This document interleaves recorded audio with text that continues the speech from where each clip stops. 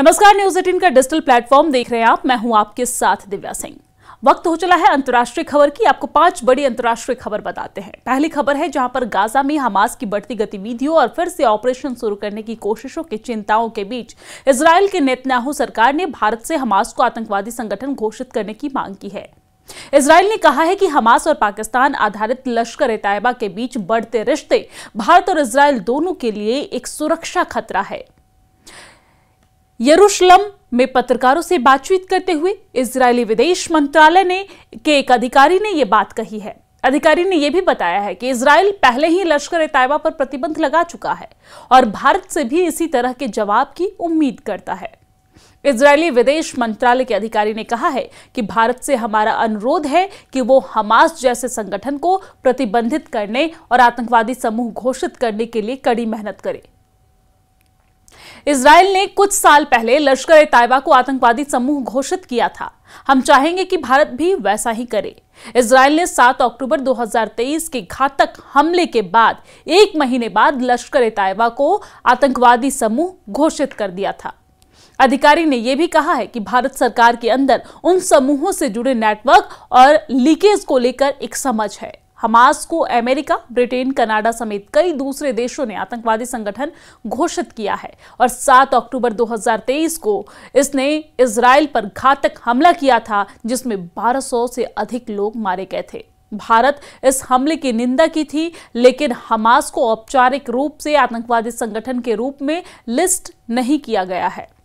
Israeli अधिकारी ने इस बात पर भी जोर दिया है कि भारत से हमास को आतंकवादी समूह घोषित किए जाने का वैश्विक असर होगा, क्योंकि इसका क्षेत्रीय प्रभाव है। और एक अन्य अधिकारी ने कहा है कि बांग्लादेश, नेपाल और मालदीव जैसे पड़ोसी देश भारत की ओर देखते हैं और नई दिल्ली का रुख क्षेत्रीय प्रतिक्रियाओं को आकार देता है। दूसरी बड़ी खबर अमेरिका से है, जहां पर अमेरिका के उपराष्ट्रपति जेडी वेंस माइग्रेशन को अमेरिकी ड्रीम की चेरी कहने पर निशाने पर आ गए हैं। वेंस पर दोहरा रवैया और ज़ेनोफोबिक होने के आरोप लगाए जाने लगे हैं और उनकी पत्नी को वापस भेजने की मांग होने लगी है। दरअसल जेडी वेंस की पत्नी उषा वेंस भारतीय मूल की है और इसकी शुरुआत वेंस की सोशल मीडिया प्लेटफॉर्म एक्स पर एक पोस्ट में हुई है, जिसमें अमेरिकी उपराष्ट्रपति ने दावा किया है कि बड़े पैमाने पर प्रवासन से अमेरिकी वर्कर्स के मौके छिन जाते हैं। वेंस लगातार प्रवासियों को अमेरिका के लोगों के काम के मौके के लिए खतरा बताते रहे हैं। जब एक पॉडकास्ट में वेंस से पूछा गया कि क्या ट्रंप प्रशासन ने बिना दस्तावेज वाले सभी प्रवासियों को निर्वासित करने की योजना बनाई है, तो उन्होंने जवाब में कहा था कि हम जितने को रोक सकते हैं, हमने जितना हो सके उतने को रोका है और निकालने की कोशिश भी कर रहे हैं। आपको जानकारी दे दें कि इससे पहले भी वेंस पिछले महीने विवादों में आए थे और जब उन्होंने कहा था कि उन्हें उम्मीद है कि उनकी हिंदू पत्नी उषा वेंस एक दिन उनके ईसाई धर्म को अपना लेंगी। टर्निंग पॉइंट यूएसए कार्यक्रम में बोलते हुए जेडी वेंस ने कहा था कि उषा उनके साथ चर्च जाती हैं और वो सच में चाहते हैं कि वो एक दिन ईसाई धर्म अपना ले। बाद में विवाद बढ़ने के बाद उन्होंने सफाई दी थी जब उनके ऊपर कहा गया था कि वो अपनी पत्नी को, धर्मपत्नी को, उषा को धर्म परिवर्तन के लिए प्रेशराइज कर रहे हैं। तो उन्होंने कहा था कि उषा का धर्म बदलने का कोई इरादा नहीं है और वो इसकी मान्यताओं का सम्मान करते हैं। और अब तीसरी बड़ी खबर नेपाल से जुड़ी हुई है, जहां पर नेपाल के लिए गले की फांस बनी चीन की मदद से बने पोखरा एयरपोर्ट प्रोजेक्ट में अरबों रुपए के घोटाले के खिलाफ सुशीला कार्की की अंतरिम सरकार ने एक्शन शुरू कर दिया है। आपको जानकारी दे दें कि नेपाल की भ्रष्टाचार निरोधक संस्था ने रविवार को 5 पूर्व मंत्रियों समेत 55 व्यक्तियों के खिलाफ विशेष अदालत में भ्रष्टाचार का मामला दायर किया। चीनी कंपनी के खिलाफ भी मुकदमा दर्ज किया गया है और इन सभी पर पोखरा अंतर्राष्ट्रीय हवाई अड्डा परियोजना में अरबों रुपए की हेराफेरी के मामले में शामिल होने का आरोप है। नेपाल के मध्य में स्थित यह हवाई अड्डा प्रसिद्ध अन्नपूर्णा सर्किट का प्रवेश द्वार माना जाता है, जो ट्रैकिंग के शौकीनों को काफी आकर्षित करता है और उनके बीच ये काफी लोकप्रिय है। आरोप पत्र में 5 पूर्व मंत्रियों के अलावा 10 पूर्व सचिवों और नेपाल नागरिक उड्डयन प्राधिकरण यानी कि CAAN के वरिष्ठ अधिकारियों के नाम भी इसमें शामिल है। तो अख्तियार दुरुपयोग अनुसंधान आयोग यानी कि CIA के सहयोग के प्रवक्ता गणेश बहादुर अधिकारी ने यह जानकारी दी है और कहा है कि आरोप पत्र में उन्होंने कहा है कि चीन से कम ब्याज दर पर मिले ऋण के इस्तेमाल से बनाए जा रहे पोखरा हवाई अड्डे में कुल 8.36 अरब नेपाली रुपए का दुरुपयोग करने के आरोप में 55 लोग नामित हैं और ये 55 लोगों पर आगे सरकार कार्रवाई करेगी। चौथी बड़ी खबर सऊदी अरब से है, जहां पर सऊदी अरब सरकार ने हज यात्रियों के लिए एक नए नियम जारी किए हैं। हज मंत्रालय ने कहा है कि नए नुस्ख कार्ड नियम घरेलू और अंतर्राष्ट्रीय दोनों हाजियों के लिए है। मंत्रालय ने बताया है कि हज और उम्राह को आसान और व्यवस्थित बनाने के लिए यह कदम उठाया गया है।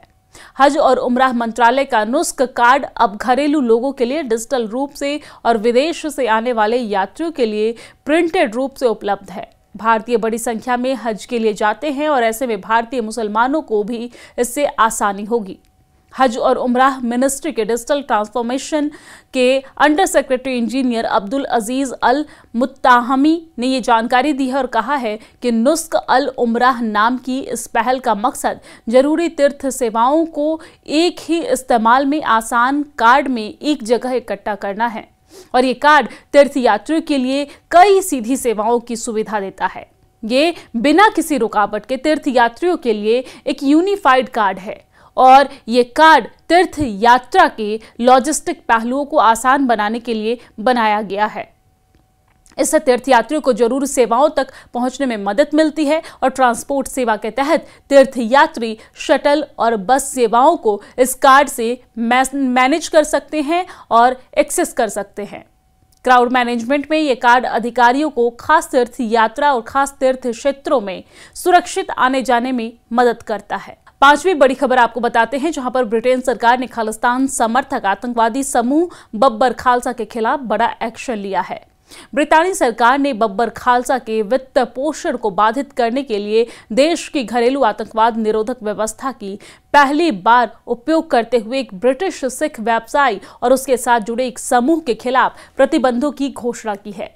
ब्रिटेन के वित्त विभाग ने गुरुवार को कहा है कि पंजाब वॉरियर्स खेल निवेश फार्म से जुड़े गुरप्रीत सिंह रेहल की संपत्ति जब्त की जा सकती है और उन्हें निदेशक पद से अयोग्य घोषित किया जा सकता है, क्योंकि उन पर भारत में आतंकवाद फैलाने वाले संगठन से जुड़े होने का संदेह है।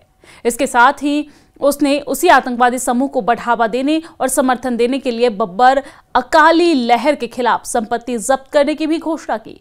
वित्त मंत्री लूसी रिग्बी ने कहा है कि आतंकवादियों द्वारा ब्रिटेन की वित्तीय प्रणाली का दुरुपयोग करने पर हम चुप नहीं बैठेंगे। उन्होंने कहा, यह ऐतिहासिक कार्रवाई दर्शाती है कि हम आतंकवाद के वित्त पोषण को रोकने के लिए अपने पास मौजूद हर तरीके का इस्तेमाल करने के लिए तैयार है, चाहे वो कहीं भी हो, चाहे किसी के लिए भी हो, कोई भी जिम्मेदार हो, इसके लिए हम कार्रवाई करने के लिए तैयार बैठे हैं।